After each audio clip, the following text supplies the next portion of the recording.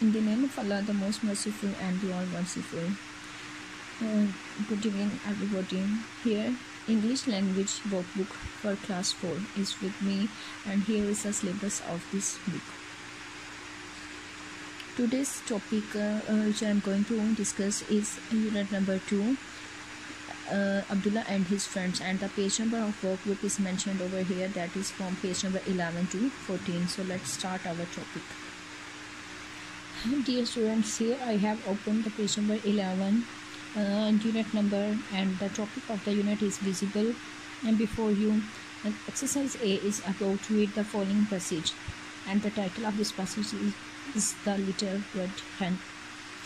And this passage is about the little red hen and its three friends, the cat, the rat, and the dog. The passage or the story is about how the little red hen found a seed and how it grew into its form and watered the plants, and then cut the wheat or that crop, and how that little red hen put the delicious bread or food. And after reading this passage, you will get that how the three friends of the little red hen were greedy and selfish, and they didn't help the little red hen in the time of its need. So you are supposed to do the reading of this passage and then solve the exercise given at page number 12. So the first question is, write true or false against each statement. A is, the animals on the farm found some wheat grains. So this statement is false, because not all the animals, only the little red hen found on the farm some wheat grains. B statement is, the little red hen planted the grains in a field, and this statement is true. C statement is, her three friends helped her to water the seeds every day. Again, this statement is false, because no friend helped her to water the seeds every day. D statement is, the seeds soon grew tall and ready to cut, and this statement is also true. And so, in the statement E and F's solution is also given before you. After having the thorough reading, you will be able to do this exercise by your own self. However, for your convenience and understanding, the solution is also given over here. You are supposed to learn this exercise. Next, question number 2 is, the sentences given below tell how wheat grains are turned into bread, but they are written in a jumbled order. Write the correct number against each sentence. So here from A to H there are different statements. The first statement is, the miller ground the wheat into flour. Obviously this does not happen in the first. Here the solution is also given, and you can see that A is written in front of a D statement. So our first order it was to, one day the little red hen found some wheat grains. And what happened next? Here it's written over B in front of the B statement. So what happened next? The three friends refused to help the little red hen. So you are again supposed to do this exercise after doing the complete reading of that passage.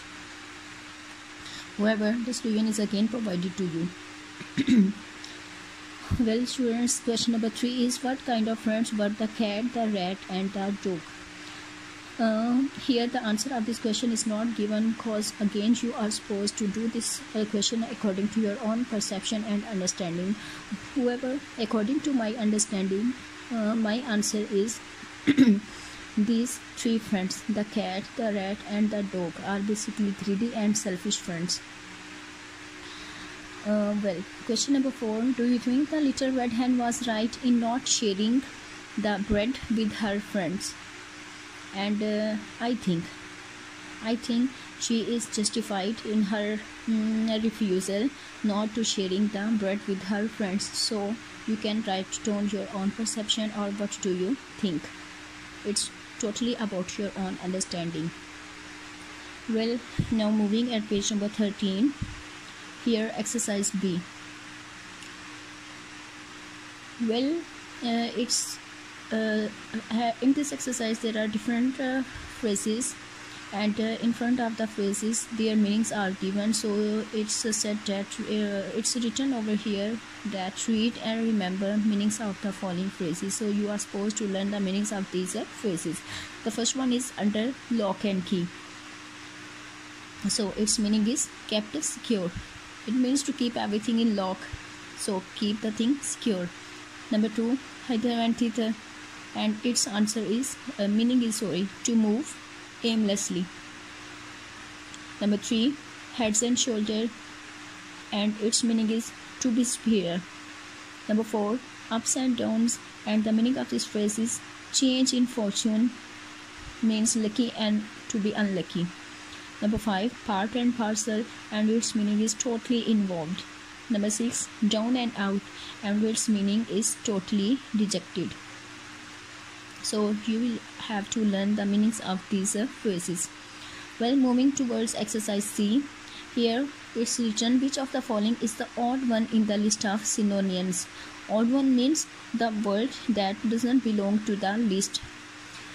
For example, in number 1 we have 4 words: hostile, friendly, warm, and affectionate. Here in this list there is only one word that is different from the meanings of the other words, and the word that is odd one, I have put a little dot on that word, and that is hostile. Because if we focus on the meanings of other words, that is friendly, warm, and affectionate, all these 3 words have the same meanings in a positive sense, but this word has quite opposite meaning than this word, so this word is the odd one.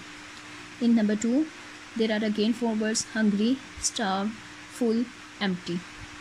And in this list the words hungry, starved, and empty are used in the one sense, while the word full is used in an other sense. So full is the odd one in this list. Number 3, rich, plentiful, bountiful, and scarce, and here the word scarce is the odd one from the rest of the words. All these 3 words, rich, plentiful, and bountiful, are used in the same sense, while the word scarce is used in another sense. So scarce is the odd one in this list. In number 4 we have these 4 words: error, perfection, fault, defect. In this list the words error, fault, and defect have the same sense. They are quite similar to each other, but the word perfection has the opposite meaning, so this word is the odd one in this given list. And the last one is imprison, release, set free, freedom. Here the words release, set free, and freedom are used in the one sense, and the word imprison is used in another sense, so imprison is the odd one in this whole list. I have put a little dot on the words which are odd one, so the solution is also provided to you. Students, you can get the meanings of these words from dictionary or from the internet, or you can take help from someone elder or your parents to get the meanings either in Urdu for your own understanding. Well, now moving to exercise D. Use words from the books to fill in the blanks. Here is a list of words. The first word is colony, litter, galaxy, pack, bold. And here the first statement is a dash is a group of puppies, and here the picture is given. So here the word litter is used. A litter is a group of puppies. Let me explain to you students that these words are basically collective noun about which you have read in the textbook in the same unit. So litter is a collective noun that represents a collection or group of puppies. Well, in number 2, a dash is a group of wolves, and here is the picture. So a group of wolves is called a pack. Again, pack is a collective noun which represents the whole collection or group of wolves. Number 3, a galaxy is a group of stars, and here is a group of stars, means this is a galaxy.